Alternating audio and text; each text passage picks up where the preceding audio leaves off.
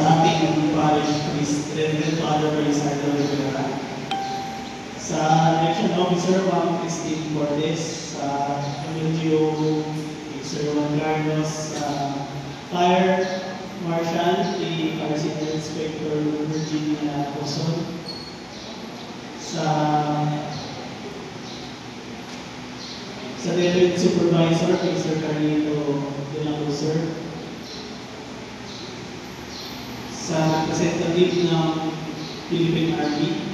sa ating mga kandidato na nandito po ngayong araw, sa ating grupong bayan na si Mayor Rolando Flores, kay Mayor Flores,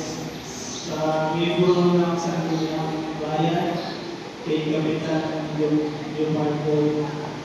Piloso at kay Captain Sobrano, at sa ibang nandito po ngayon sa mapagpalang araw sa ating lahat.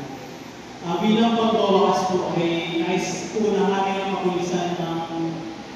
binibigay po namin ng taos puso pasasalamat sa pag-attend nyo po sa ganitong activity. Ang presensya nyo po ngayong araw ay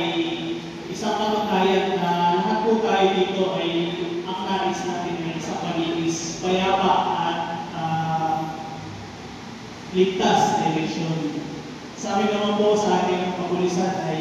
sana po sa daming nahalala ay maging patas po tayo. Panatilihin po natin ang kaligtasan ng bawat isa at sana po sa lahat po ng gagawin natin ay humingi po tayo ng gabay sa ating buong kapatid. Yun lamang naman po at isang mapagpalang araw po sa